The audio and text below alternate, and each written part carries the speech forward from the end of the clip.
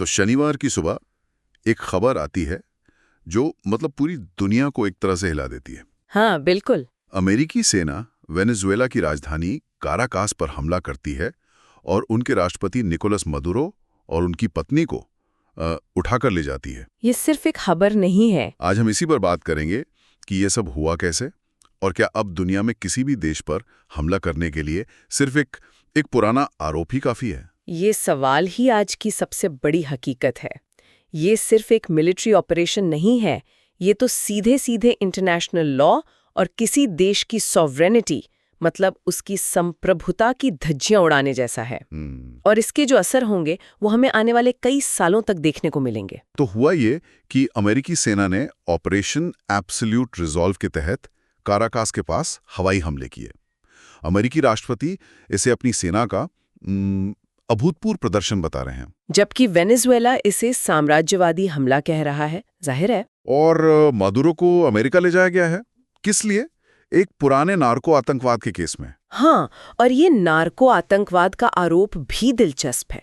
ये 2020 का मामला है जिसमें अमेरिका ने कहा था कि मादुरो सरकार ड्रग्स की तस्करी में शामिल है। अच्छा, मतलब कोई नया घटनाक्रम नहीं, बस एक पुराने केस को आधार बनाया गया। बिल्कुल, इसी को आधार बनाकर आज ये पूरी कार्रवाई की गई है। और वेनेजुएला के अंदर क्या हो रहा है? मादुरो तो अब वहां है नहीं। वहां की सुप्रीम कोर्ट ने फौरन उपराष्ट्रपति डेल्सी रोड्रिगेज को अंतरिम राष्ट्रपति मतलब फिलहाल के लिए प्रेसिडेंट बना दिया है। तो सत्ता का ढांचा एकदम से टूटा नहीं? नहीं, उन्होंने इसे संभाल लिया।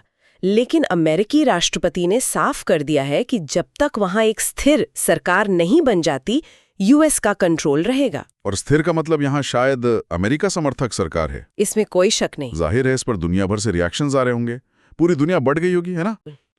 एक तरफ रूस, चीन, ईरान और क्यूबा हैं जो इसे एक आज़ाद देश पर हमला बता रहे हैं, और दूसरी तरफ यूरोपियन यूनियन और यूएन जैसी संस्थाएं हैं जो गहरी चिंता जता रहे हैं और शांति की अपील कर रही हैं, जो कि ऐसी स्थितियों में एक डिप्लोमेटिक बयान ही होता है। सही बात है। तो एक तरफ वैश्विक शक्तियां अपनी अपनी पोजीशन ले रही हैं, लेकिन इन सब के बीच दिल्ली में बैठे नीति निर्माता इस खबर को किस नजर से देख रहे होंगे? भारत का रुख तो हमेशा से काफी सधावा रहता है।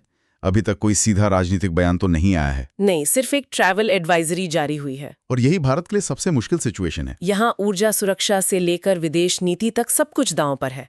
एक तरफ इस लड़ाई से तेल बाजार में आग लग सकती है और हमारी अर्थव्यवस्था पर सीधा असर पड़ेगा। लेकिन इसमें एक मौका भी तो छुपा हो सकता है। अगर अमेरिका समर्थित सरकार आती है और प्रतिबंध हटते हैं तो शायद हमें वेनेजुएला से सस्ता तेल फिर से मिल सकता है। हाँ, रहने को तो हाँ, लेकिन क्या ये हकीकत है या सिर्फ एक दूर का सपना? देखिए, वेनेजुएला का तेल उद्योग सालों की बदहाली के बाद लगभग तबाह हो चुका है। उसे दोबारा खड़ा करने में सालों लगेंगे। अच्छा, तो भारत के लिए असली चुनौती तेल नहीं बल्कि जियोपॉलिटिक्स है। इसे थोड़ा और खोलते हैं। ये सिर्फ तेल से आगे की बात कैसे है? देखिए, भारत यहाँ एक तरह से फंस गया है। एक तरफ वो अमेरिका को नाराज नहीं कर सकता, जहां हमारी टेक इंडस्ट्री की लाइफलाइन है। सही।